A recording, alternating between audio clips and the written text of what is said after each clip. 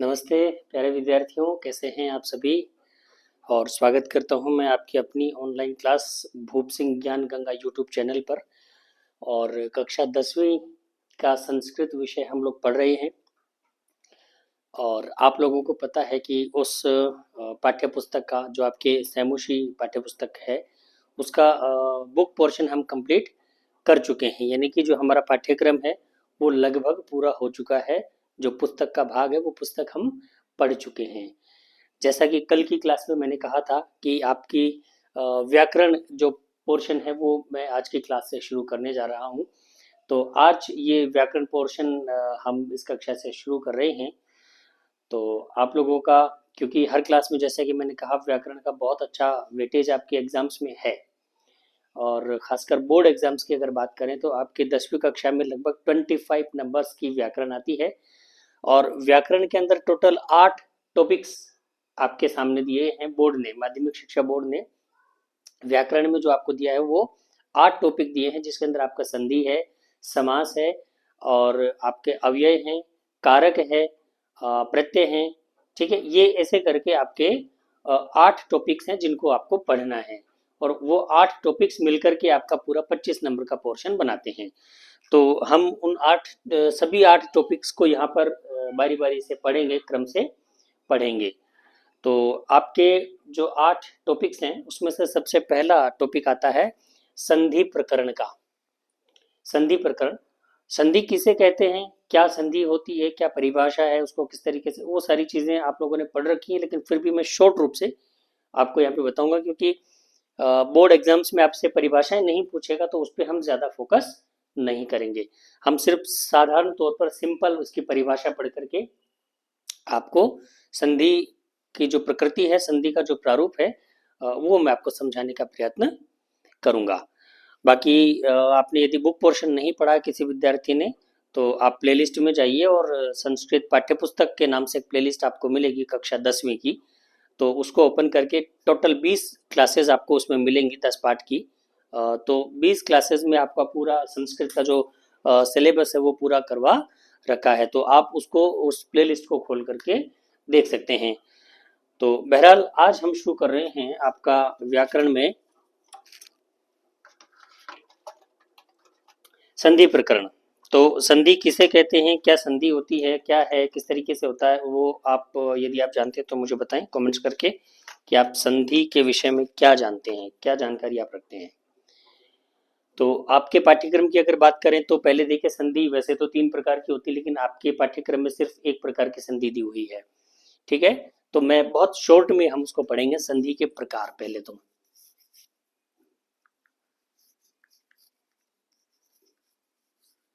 संधि के भेद कह सकते हैं आप। ठीक है, संधि के भेद यानी संधियां कितने प्रकार की होती हैं।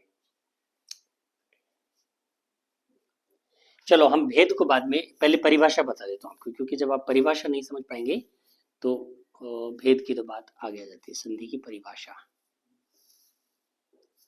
ठीक है, संधि की परिभाषा, संधि किसे कहते हैं। देखिए, संधि की परिभाषा आप लिखेंगे तो संधि और समास में सिर्फ इतना अंतर है, ये वर्णों पर आधारित है और समास आपका पदों पर आधारित होता है, शब्दों पर आधारित होता है। तो परिभाषा आप संधि की लिखेंगे, दो वर्णों के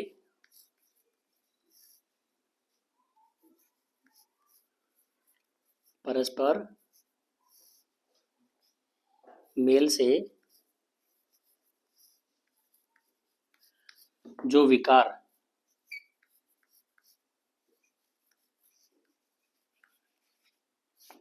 उत्पन्न होता है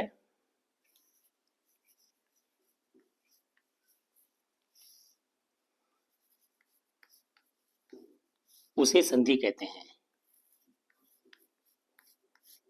ठीक है,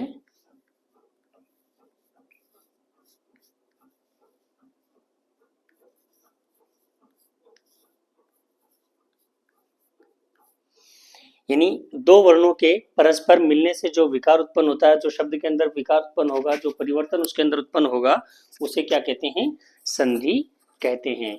तो हमेशा ये बात ध्यान रखिए कि संधि हमेशा दो वर्णों के बीच में होती है। उसमें शब्दों के बीच में कभी भी नहीं होती है। दो वर्ण आपस में मिलेंगे तब जाकर के वो संधि होती है। ठीक है, ये परिभाषा आप लिख लीजिए एक बार।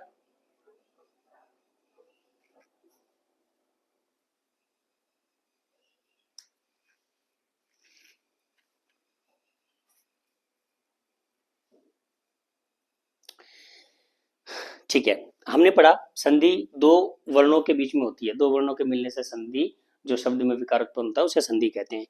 अब ये वर्ण क्या होते हैं, हमें पहले तो ये समझ लेना चाहिए कि वर्ण क्या होते हैं। भाई जब वर्ण हम नहीं समझ पाएंगे तब तक संधि किसके बीच में हो रही है, कैसे हो रही है, उसको हम नहीं समझ पाएंगे। तो वर्ण क्या होते हैं, देखिए वर्ण, देखिए वर्ण क्या होता है, मैं एक बार थोड़ा सा ब्रीफली आपको समझा देता हूँ। महर्षि पाणिनि ने एक सूत्र दिया है, उन्होंने एक पुस्तक लिखी थी अष्टाध्यायी, उनकी पुस्तक का नाम था अष्टाध्यायी। तो अष्टाध्यायी पुस्तक में उन्होंने महेश्वरी सूत्र नाम से 14 सूत्र उन्होंने प्रतिपादित किए हैं। कितने सूत्र प्रतिपादित किए हैं, 14 सूत्र, जिसको हम कहते हैं महेश्वरी सूत्र। महेश्वरी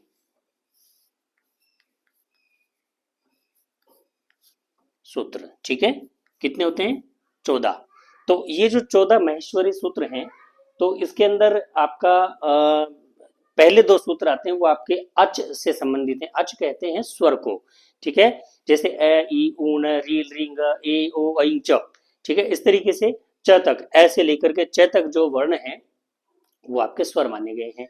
उसके बाद में ह से लेकर के अंतिम वर्ण आता है, 14वें सूत्र का अंतिम वर्ण आता है ल। तो ह से लेकर के ल तक के बीच में जो वर्ण आते हैं वो कहलाते हैं हल, जिसको हम व्यंजन भी कहते हैं। ये व्यंजन को हम हल भी कह सकते हैं, अच को स्वर कह सकते हैं, स्वर को अच कह सकते हैं। समझ में आ गई बात। तो महेश्वरी सूत्र 14 जो सूत्र महेश्वरी सूत्र दिए उसके अनुसार अगर हम बात करें तो कितने क्या क्या होते हैं, देखिए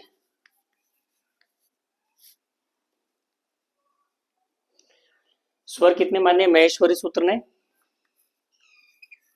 9 स्वर माने गए हैं महेश्वरी सूत्र के अनुसार। देखिए वैसे संस्कृत में 13 जो है आपके स्वर माने जाते हैं, संस्कृत में 13 स्वर माने जाते हैं, लेकिन हम बात महेश्वरी सूत्र के अनुसार कर रहे हैं। तो महेश्वरी सूत्र में 9 स्वर माने गए हैं मूल रूप से, ठीक है। अब 9 स्वर आपके हो गए और आपके 25 जो है आपके व्यंजन हो जाते हैं।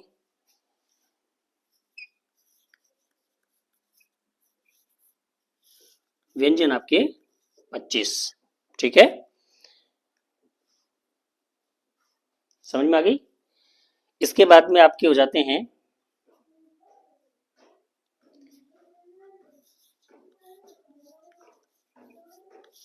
ऊष्म वर्ण, ये आपके हो जाते हैं 4। ऊष्म वर्ण कितने हो जाते हैं आपके 4, ठीक है, और 4 हो जाते हैं आपके अंतस्थ वर्ण।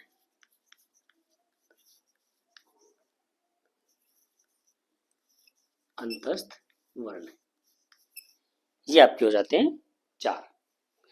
काउंट कर लीजिए, 4 और 4 8, 8 और 25 कितने हो गए आपके 33, 33 और 9 कितने हो गए आपके 42। तो पाणिनि ने अष्टाध्यायी में जो है आपके कुल स्वर कितने माने हैं, कुल वर्ण, सॉरी स्वर नहीं, कुल वर्ण बराबर 42, ये आंकड़ा, ठीक है। यहां तक एक बार आप लिख लीजिए।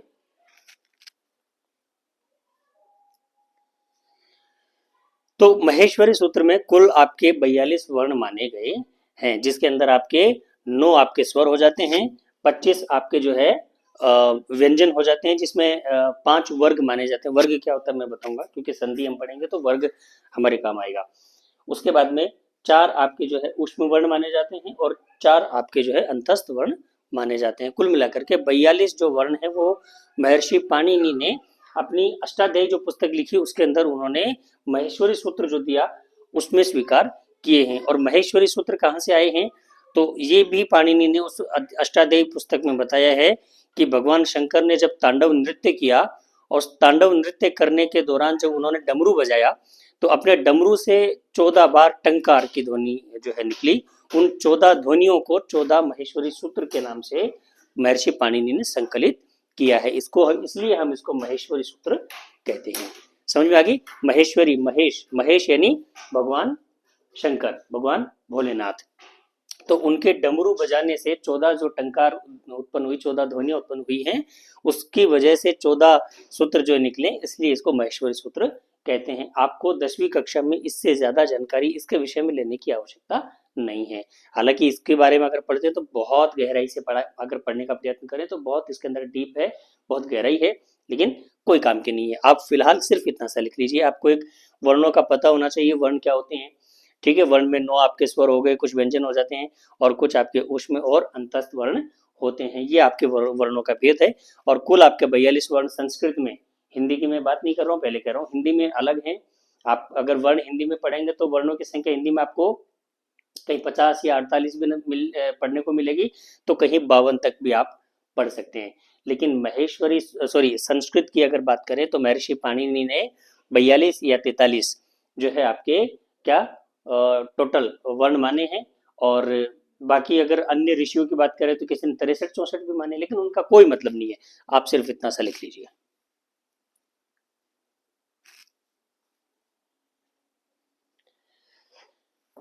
ठीक है, तो यहाँ तक ये मेरे ख्याल से आपको समझ में आ गया होगा कि संधि की परिभाषा क्या है, संधि क्या होती है और कैसे बनती है। ठीक है,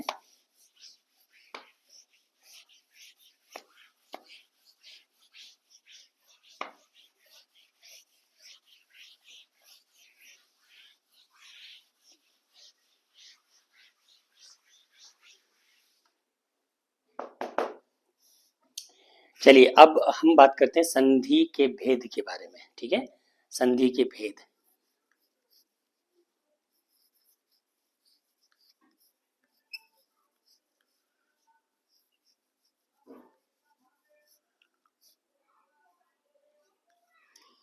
संधि के भेद, ठीक है, संधि कितने प्रकार की होती है। ठीक है, देखिए,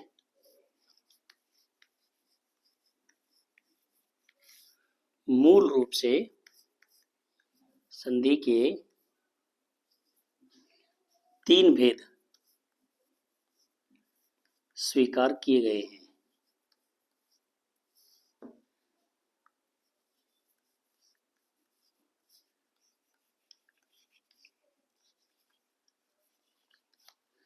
ठीक है, मूल रूप से संधि जो है, संधि के कितने भेद स्वीकार किए गए हैं? 3 भेद स्वीकार किए गए हैं। कौन कौन से? नंबर 1 आपका आ जाता है स्वर संधि। नंबर 2 पे आ जाता है आपका व्यंजन संधि। और नंबर तीसरे पे आ जाता है आपके विसर्ग संधि। ठीक है, तो ये 3 भेद जो है आपके संधि के जो है स्वीकार किए गए हैं। कौन कौन से? नंबर 1 पे आ जाता है आपके स्वर संधि, नंबर 2 पे व्यंजन संधि और नंबर 3 पे विसर्ग संधि। तो देखिए स्वर संधि क्या होती है। हालांकि आपको आपका जो सिलेबस है कक्षा 10वीं का, उसके अंदर स्वर संधि नहीं है, आपको ये नहीं पढ़ना है। आपके सिर्फ व्यंजन संधि है और विसर्ग संधि भी नहीं पढ़ना। लेकिन मोटी मोटी जानकारी मैं संक्षिप्त में रख देता हूँ। स्वर संधि क्या होती है कि स्वर का स्वर से मेल,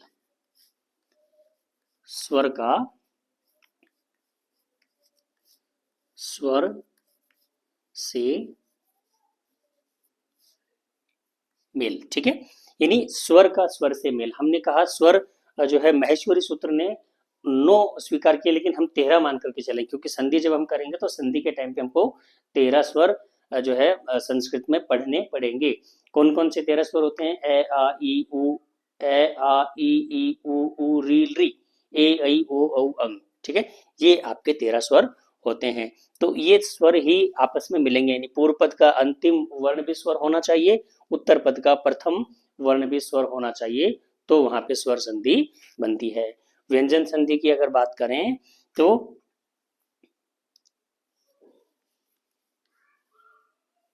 व्यंजन या स्वर से मेल। ठीक है, यानी व्यंजन संधि जब हम करेंगे तो वो व्यंजन का स्वर से भी हो सकता है, स्वर का व्यंजन से भी हो सकता है। तो व्यंजन और स्वर दोनों आपस में जब मिलते हैं तो वो व्यंजन संधि कहलाती है। ठीक है, विसर्ग संधि की अगर हम बात करें तो विसर्ग संधि स्वर एवं व्यंजन के साथ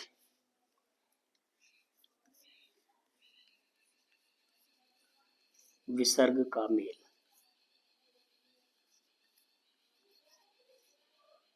ठीक है, तो ये एक बार आप उतार लीजिए इसको।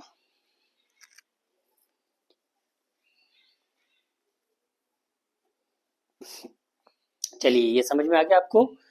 संधि कितने प्रकार की होती है? संधियां 3 प्रकार की होती हैं, स्वर संधि, व्यंजन संधि और विसर्ग संधि। स्वर संधि कहलाती है स्वर का स्वर के साथ में जब मेल होता है तो उसको स्वर संधि कहा जाता है। व्यंजन संधि में व्यंजन और स्वर दोनों से जब वो व्यंजन का व्यंजन से या व्यंजन का स्वर से या स्वर का व्यंजन से जब मेल होता है उसको हम व्यंजन संधि कहते हैं। विसर्ग संधि में स्वर व्यंजन के साथ में जब विसर्ग मिलता है तो उसको विसर्ग संधि कहा जाता है। तो ये आपको समझ में आ गया होगा।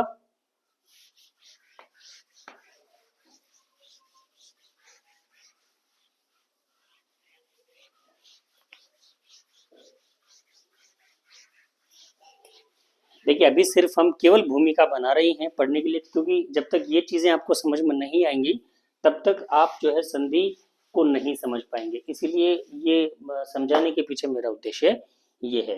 अब जो हम पढ़ने जा रहे हैं, जो हम चीज पढ़ेंगे वो आपके लिए विशेष रूप से काम आने वाला है, क्योंकि जब व्यंजन संधि अब हम पढ़ेंगे यहाँ पे, तो व्यंजन संधि से पहले एक चीज पढ़ा रहा हूँ आपको मैं, वो चीज बहुत काम आने वाली है, बार बार काम आएगी।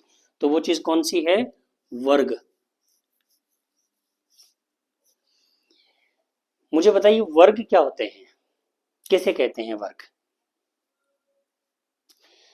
देखिए, संस्कृत वर्णमाला जो है, संस्कृत की जो वर्णमाला है उसके अंदर कुल 5 वर्ग, यानी वर्ग कहलाते हैं वर्णों का समूह। ठीक है, तो कुल 5 वर्ग माने गए हैं आपके। कितने वर्ग माने गए हैं? 5 वर्ग। ठीक है, कौन कौन से? सबसे पहले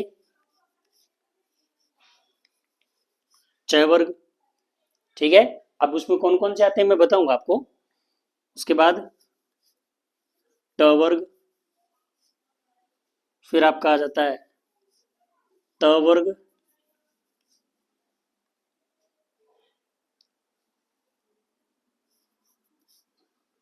प वर्ग, और च से पहले हम एक भूल चुके हैं, क वर्ग। इसको हम लास्ट में लिख देते हैं, क वर्ग। तो ये 5 आपके वर्ग माने गए हैं। कौन कौन से? क वर्ग, च वर्ग, ट वर्ग, त वर्ग और प वर्ग। ठीक है, अब देखते हैं। च वर्ग का मतलब होता है, च वर्ग में कुल 5, इन सभी वर्गों में 5 5 वर्ण आपके दिए गए हैं। कुल कितने वर्ग हो गए? वर्ण हो जाएंगे आपके 5 5 वर्ण, 5 इसमें, 5 इसमें, 5 इसमें, 5 इसमें, 5 इसमें। तो पांचों जो है इसमें मिलाकर के कुल आपके 25 वर्ण कितने हो जाते हैं? 25। यानी च वर्ग की अगर बात करें तो च में च, छ, ज, झ और इय, इसको इय बोला जाता है। ठीक है, तो च, छ, ज, झ, इय, ये 5 वर्ण जो है आपके च वर्ग में आते हैं। सर एक मिनट में। हाँ सर।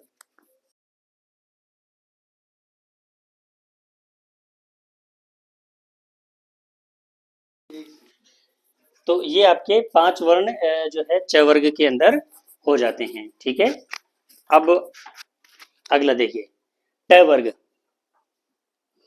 ट वर्ग जो है आपका, ट वर्ग में भी 5 वर्ण आपके माने जाएंगे। कौन कौन से? ट,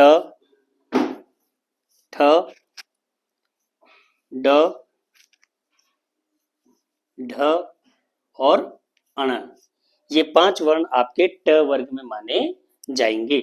ठीक है, च वर्ग में हमने कौन कौन से पढ़े? च, छ, ज, झ, इय, ये 5 वर्ण हो गए। ट वर्ग में ट, ठ, ड, ढ, अण।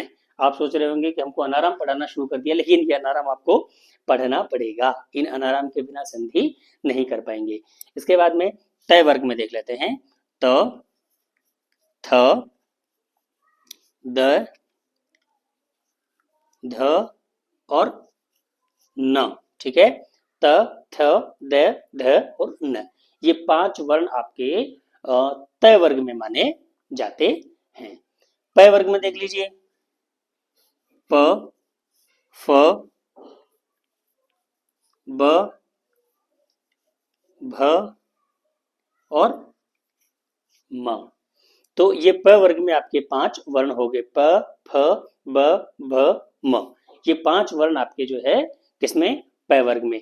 अब क वर्ग, हालांकि ये यहाँ आना चाहिए था, लेकिन हमने लास्ट में लिख दिया, कोई बात नहीं, आप अपने हिसाब से इसको पहले इधर एडजस्ट च से पहले लिखेंगे। तो क, ख, ग, घ और ङ। इसको ङ बोला जाता है। हम लोग क्या करते हैं, अक्सर ड बोलते हैं, क ख ग घ ड, ड नहीं होता ये, इसको ङ बोला जाता है, क ख ग घ ङ। तो आइए वापस देखिए, एक बार क्विक रिवीजन करते हैं। हमारे वर्ग माने जाते हैं 5। संस्कृत में कितने, संस्कृत और हिंदी, हिंदी में भी यही है, हिंदी में भी 5 ही वर्ग माने जाते हैं, इससे ज्यादा वर्ग हिंदी में भी नहीं है। तो वर्ग कितने माने जाते हैं, वर्णमाला में 5 वर्ग माने जाते हैं। कौन कौन से, क वर्ग, च वर्ग, ट वर्ग, त वर्ग और प वर्ग। ठीक है, अब कौन कौन से वर्ण आ जाते हैं, क वर्ग में क, ख, ग, घ, ङ, 5 ये। च वर्ग में च, छ, ज, झ, य, 5 ये। ट वर्ग में ट, ठ, ड, ढ, ण। त वर्ग में त, थ, द, ध, न और प वर्ग में प, फ, ब, भ, म। तो ये आपके 5, 5 एकम 5, 5 दूनी 10, 5 तिया 15, 5 चौक 20 और 5 25। सर गणित भी पढ़ाने लगे हैं ना, पहाड़े बोल के सुना रहे हैं, तो सब चीज आएगी बीच बीच में, चिंता मत करिए, पहाड़े भी आएंगे, गिनती भी आएगी, सब कुछ आएगा। तो ये 25 वर्ण आपके जो है वर्ग से मिलकर के होते हैं। एक बात और ध्यान रखिए बेटा, इनका क्रम हमेशा याद रखना, क्योंकि संधि में ये क्रम काम आएगा। ठीक है, अगर हम कहें च वर्ग का तीसरा अक्षर कौन सा है, तो च वर्ग का तीसरा अक्षर ढूंढ लीजिए, च, छ, ज। ज आपका च वर्ग का तीसरा अक्षर है। उसी प्रकार से ट वर्ग का तीसरा अक्षर आपका हो जाएगा ट, ठ, ड। ड डमरू जो है आपका ट वर्ग का तीसरा अक्षर हो जाएगा। उसी प्रकार अगर हम त वर्ग का चौथा अक्षर पूछे आपसे, तो त, थ, द, ध। तो ध धनुष आपका त वर्ग का चौथा अक्षर हो जाता है। उसी प्रकार से मैं कहूँ कि प वर्ग का आप पांचवा अक्षर बताइए, तो प, फ, ब, भ, म, ये पांचवा, ये मैंने क्रम से ही लिखे हैं और क्रम से ही आते हैं, क्रम से ही पढ़ते हैं। और क वर्ग का आप दूसरा अक्षर बताइए, तो ख, खरगोश। तो इनके सभी के दूसरे, अगर च वर्ग का दूसरा, ये च, ठ, थ, ठीक है, और ये फ और ये ख। तो इनका क्रम आप याद रखना, पहला दूसरा तीसरा चौथा पांचवा, पहला दूसरा तीसरा चौथा पांचवा, ये सारी चीजें। ठीक है बेटा, तो अब एक बार आप इनको ऐसे कैसे, इसको इधर ले आइएगा, च वर्ग से पहले क वर्ग को लिख लेना, अपनी कॉपी में फटाफट उतार लो।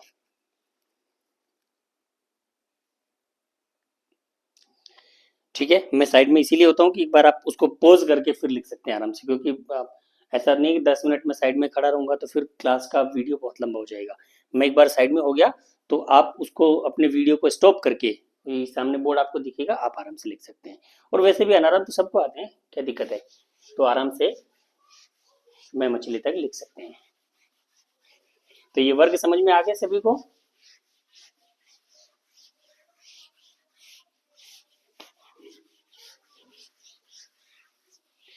चलिए, अब आपकी संधि प्रकरण जो है उसको हम आरंभ करते हैं। अब हम व्यवस्थित रूप से संधि पढ़ना शुरू करते हैं, और संधि में आपको पढ़ाते हैं सबसे पहले व्यंजन संधि।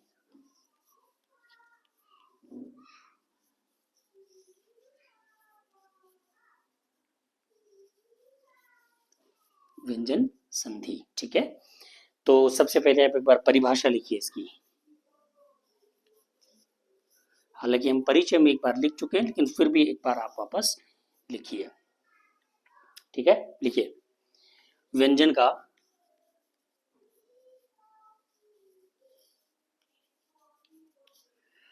व्यंजन या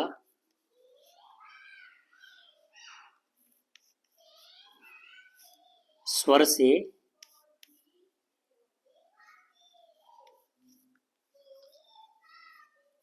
मिलन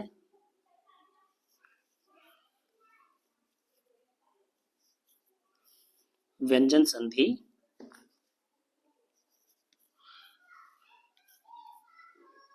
कहलाता है।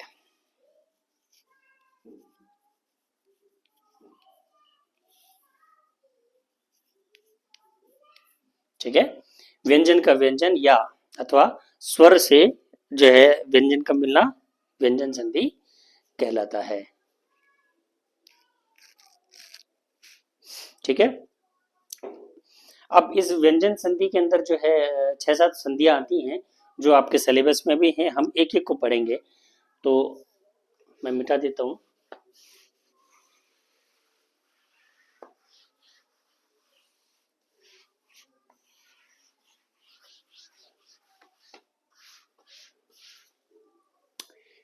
सबसे पहली संधि आपकी आती है इसके अंदर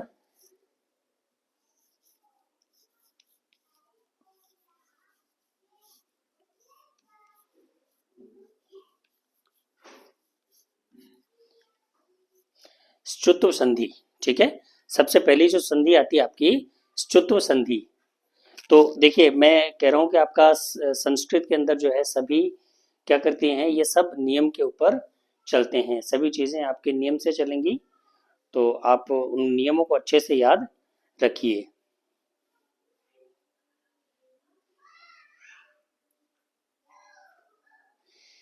तो इसका सूत्र एक बार मैं आपको बता देता हूँ। तो आपकी स्तुत्व संधि के कौन सा सूत्र होता है? ठीक है,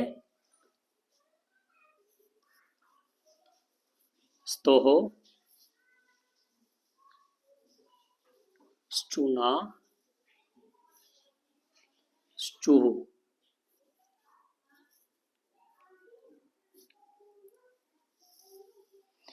स्तोहो, स्टूना, स्टूहु, ये आपका स्तुत्व संधि का सूत्र होता है, यानी इस सूत्र के आधार पर इस संधि को पढ़ा जाता है।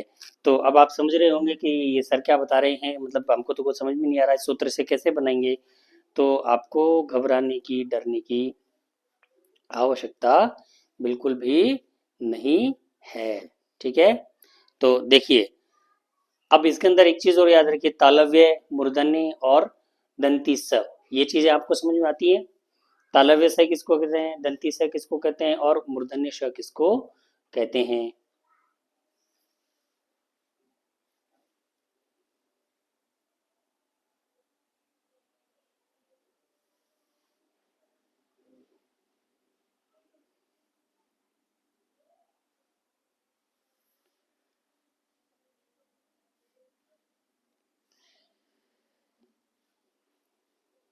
चलिए, अब इसका नियम मैं आपको बता देता हूँ, सूत्र हम पढ़ चुके हैं।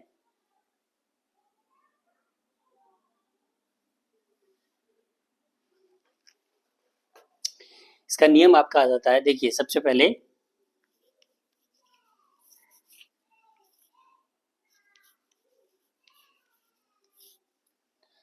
सकार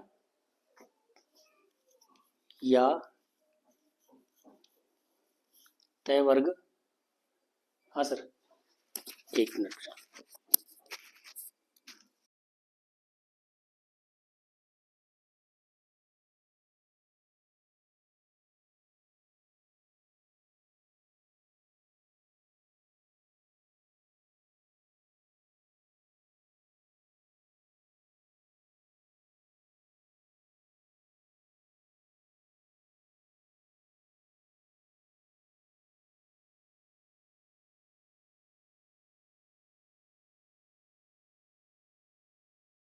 चलिए, यस, वो थोड़ा कुछ काम से सर बोल रहे थे, तो हम पढ़ रहे थे।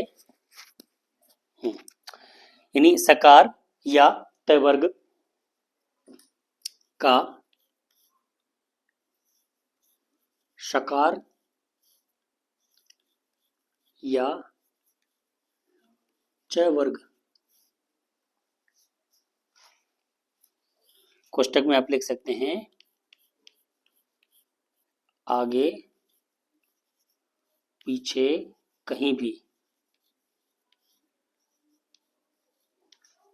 ठीक है, मेल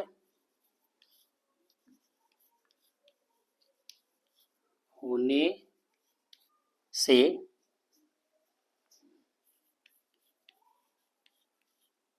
सकार श में एवं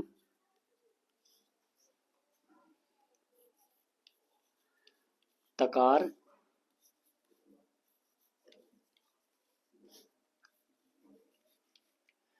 च वर्ग में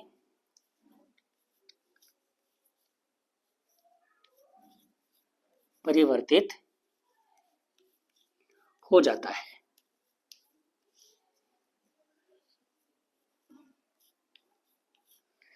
ठीक है, तो देखिए सकार अथवा शकार के बाद में त वर्ग या च वर्ग आए तो सकार के स्थान पर श और तकार के स्थान पे च वर्ग हो जाता है। एक बार आप इसको लिखिए, फिर मैं आपको पढ़ाऊंगा, समझाऊंगा कि सकार क्या होता है और ये क्या होता है। आप लोग अभी कंफ्यूज होंगे, स्वाभाविक है। एक बार इसको उतार लीजिए आप।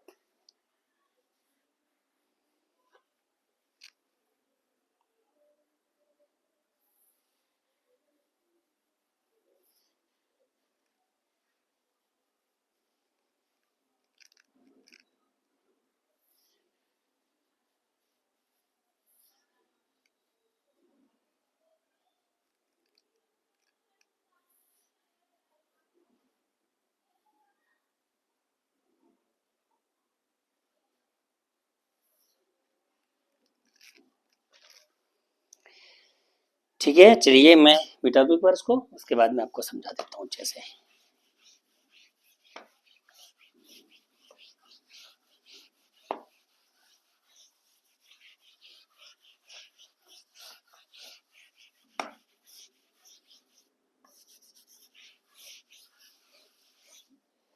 देखिए हमने पढ़ा कि आपका सकार सकार और शकार क्या होता है, पहले तो एक बार ये समझ लिए।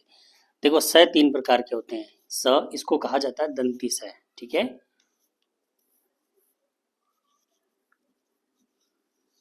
दंती स, ठीक है। इसके बाद ये आ जाता है आपका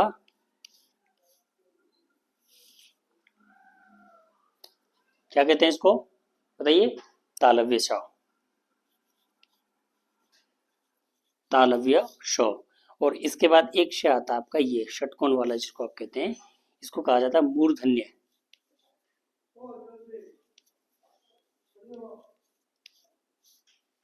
मूर्धन्य इसको कहा जाता है मूर्धन्य, ठीक है। तीन प्रकार के से होते हैं। स यानी दंती स, उसके बाद में आ जाता है आपका श यानी आपका तालव्य श, और आता है श जिसको आप षटकोण कहते हैं, वो आपका होता है मूर्धन्य स कहलाता है। तो अब यहाँ पर हमने जिक्र किया कि सकार का जो है परिवर्तन शकार में होता है। कैसे होता है?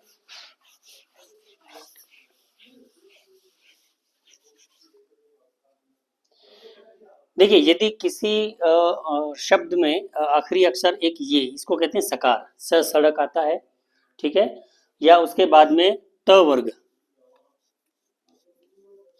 त वर्ग हमने पढ़ा, त थ द ध न, ठीक है। पहले तो स हो, उसके बाद में त वर्ग हो, ठीक है। त थ द ध न, ठीक है। तो उसके बाद क्या होता है कि स के स्थान पर आपका बन जाएगा श, स के स्थान पर श बन जाएगा, और त वर्ग के स्थान पर आपका च वर्ग आ जाएगा। च वर्ग यानी च वर्ग में कौन कौन से आपके वही पांच, च छ ज झ य। ये ध्यान रखिए, जिस वर्ग का त वर्ग का जिस क्रम का अक्षर होगा उसी क्रम का च वर्ग का अक्षर होगा। बात समझ में आ गई? यानी कहने का मतलब स और त वर्ग, अगर स और त वर्ग होते हैं तो स के स्थान पर श बन जाता है, त वर्ग के स्थान पर आपका च वर्ग हो जाएगा। जैसे उदाहरण लिखवा देता हूं मैं एक बार आपको।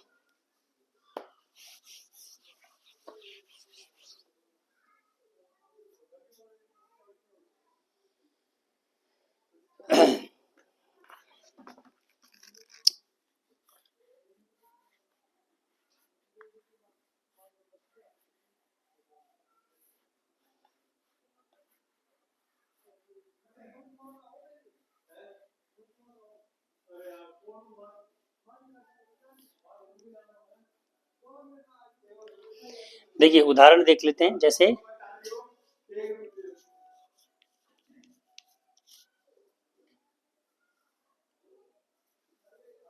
हाँ सर, हाँ बताओ बताओ बताओ, एक मिनट।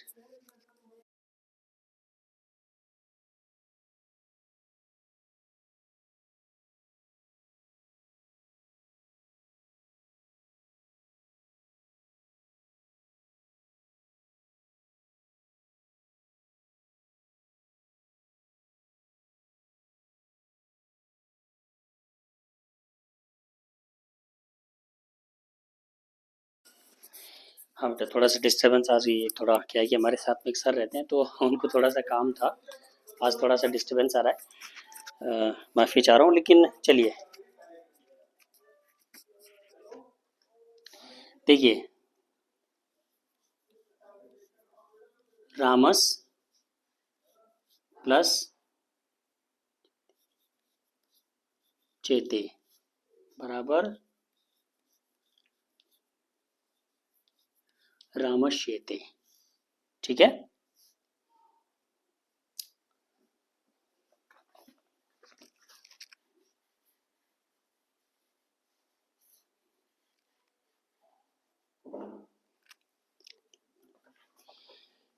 एक उदाहरण आता आपका, मनस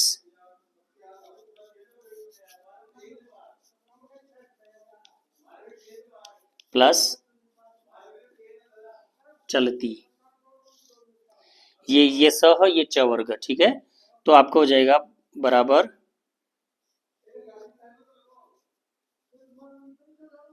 मनस चलती।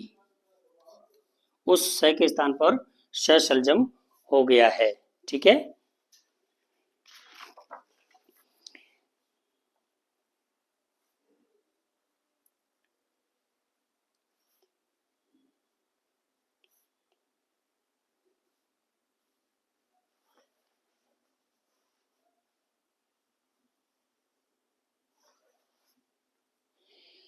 इसके बाद में एक उदाहरण आता आपका, सत प्लस चरित्रम बराबर सच्चरित्रम।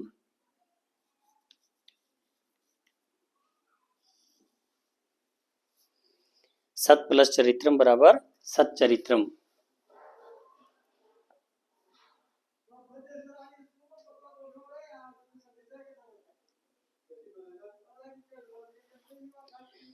शरत प्लस चंद्र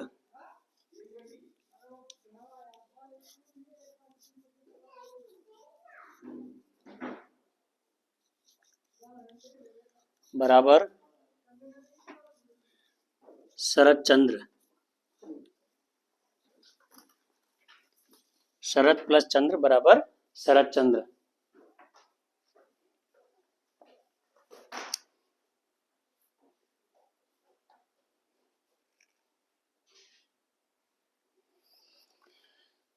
उत प्लस चारणम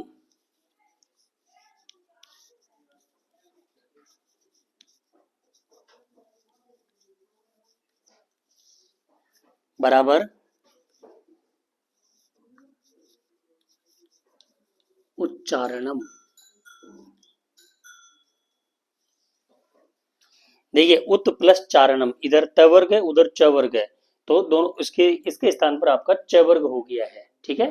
आधा च हो गया है।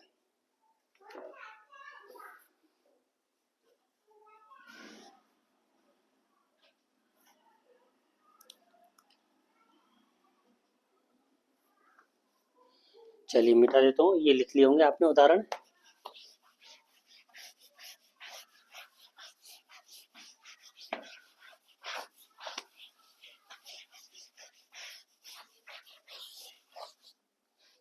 इसके बाद एक उदाहरण आता आपका, याच प्लस ना। याच प्लस ना। ठीक है। तो अब एक चीज यहाँ पे ध्यान रखिए कि ये याच तो तो च वर्ग का प्रथम अक्षर है ही है, ठीक है, समझ में आ गया। लेकिन ये जो ना यहाँ पर है, ये न आपका त वर्ग का पांचवा अक्षर है। ठीक है। तो आपका इसका ये जो च वर्ग है, च वर्ग का भी पांचवा ही अक्षर इसके साथ बनेगा। क्या बनेगा? बराबर याचन्ना। ये इ बन गया इसके साथ में, ठीक है। याचन्ना, इसको न के साथ ही जोड़कर पढ़ा जाएगा। तो च वर्ग का पांचवा अक्षर इ होता है, तो ये इसका बन जाएगा, ठीक है। ये चीजें भी आपको ध्यान रखने की हैं। इसके बाद में देखिए, अगला आ जाता है राज प्लस न। अगला उदाहरण देखें तो राज प्लस न, ठीक है। तो इसका बराबर क्या हो जाएगा बताइए। आप लोग ज्यादातर गलत बताएंगे, लेकिन इधर देखिए आप सबसे पहले तो ये ज ज च छ ज, ये क वर्ग का तीसरा अक्षर है। आपका न, त थ द ध न, ये त वर्ग का पांचवा अक्षर है। तो अब इसके स्थान पर जैसे हमने ऊपर ये किया ना, ये पांचवा अक्षर था, तो ये च वर्ग का अंतिम अक्षर लिया हमने य, तो ये भी च वर्ग का है। तो अब इसका च वर्ग का भी इसका अंतिम अक्षर, क्योंकि ये अंतिम है तो इसको भी अंतिम अक्षर ही लेंगे हम य। तो क्या बनेगा देखिए, ज और य ये दोनों मिलकर के ज्ञ ज्ञानी, जिसको आप बोलते हो ना ज्ञ ज्ञानी, वो बनता है। जबकि ज्ञ ज्ञानी नहीं होता, उसको ज्ञ बोला जाता है। तो राज प्लस न बराबर राज्य, राज्य, ठीक है। ये ज्ञ ज्ञानी को ज्ञ बोला जाता है। वो तो ठीक है, परंपराएं हमारी कुछ ऐसी चल रही हैं कि हम उसको ज्ञ ज्ञ ज्ञ ज्ञ पढ़ते आ रहे हैं। बाकी शुद्ध रूप से अगर संस्कृत की बात करें तो उसको जय ज्ञानी बोला जाता है। तो आप लोग उसको ज्ञ ज्ञानी भी पढ़ सकते हैं, कोई दिक्कत नहीं है। राज प्लस न बराबर राज्य, ठीक है। आपकी भाषा में अगर बोलूं तो राज प्लस न बराबर राज्य, ठीक है। ये आपका बन जाएगा इसका।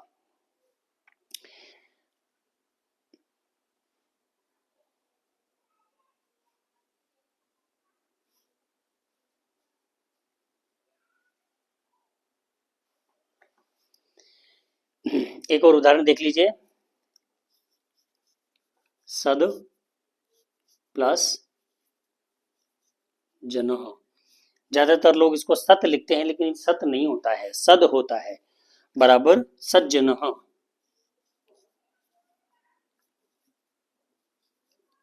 आधा जय आ जाएगा यहाँ पे, ठीक है।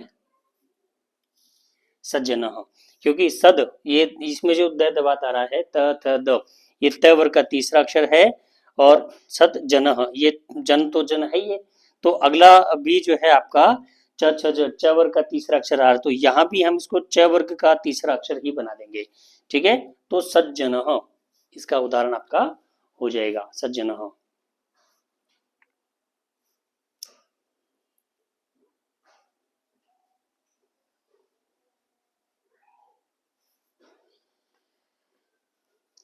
तो ये लिख दिए होंगे आपने। तो ये कुछ उदाहरण थे आपके श्चुत्व संधि के। मेरे हिसाब से ये चीज समझ में आ गई होगी आपको। सिर्फ इतना समझ के रखना है कि जो सड़क वाला से है, जिसको आप दंती से हम उसको कहते हैं हमारी भाषा में, संस्कृत की व्याकरणिक भाषा में उसको दंती से बोला जाता है, और शुद्ध भी वही है। तो आपको शॉर्ट रूप से यह याद रखना है कि सकार, सकार के बाद में सकार अथवा तवर्ग आने पर सकार के स्थान पर सड़क से दंती से के स्थान पर आपका तालव्य श हो जाएगा, और आपका त वर्ग के स्थान पर आपका च वर्ग हो जाएगा। इसके अलावा आपको कोई नियम याद रखने की जरूरत नहीं है। स्तोह चुना चुह, ये इसका सूत्र होता है, जिसको आपको याद करने की जरूरत नहीं है। सिर्फ मैंने एक आपको एक धरातलीय ज्ञान देने के लिए ये लिखा है, ताकि आपको चीजों को जोड़ करके आपको सीखना आना चाहिए। सीधे ही मैं लिखवा तो उससे कोई मतलब नहीं है, लेकिन कैसे बना वो आपको पता होना चाहिए। तो ये इसके कुछ उदाहरण थे। हालांकि मैं सोच कर तो यह आया था कि आज की क्लास में मैं 2 संधियां करा के जाऊंगा। आपके इसके बाद में श्रुत्व संधि आती है, वो भी करवाऊंगा, ऐसा मैं सोच कर आया था। लेकिन क्लास चूंकि बहुत लंबी हो गई है, और आप लोगों को भी समझने में थोड़ा सा क्योंकि दिक्कत आएगी, पहली क्लास है। और संस्कृत किसी ने अगर व्याकरण पहले पढ़ी है उसके लिए तो कोई दिक्कत नहीं है, लेकिन जो फर्स्ट बार पढ़ रहे हैं, या फर्स्ट बार का मतलब बहुत कम जिन्होंने रुचि लेकर के पढ़ा है, अब पहली बार अगर गहराई से पढ़ रहे हैं तो थोड़ा सा आपको दिक्कत आएगी। एकदम से पूरा पढ़ाने में थोड़ा सा दिक्कत वाली बात है।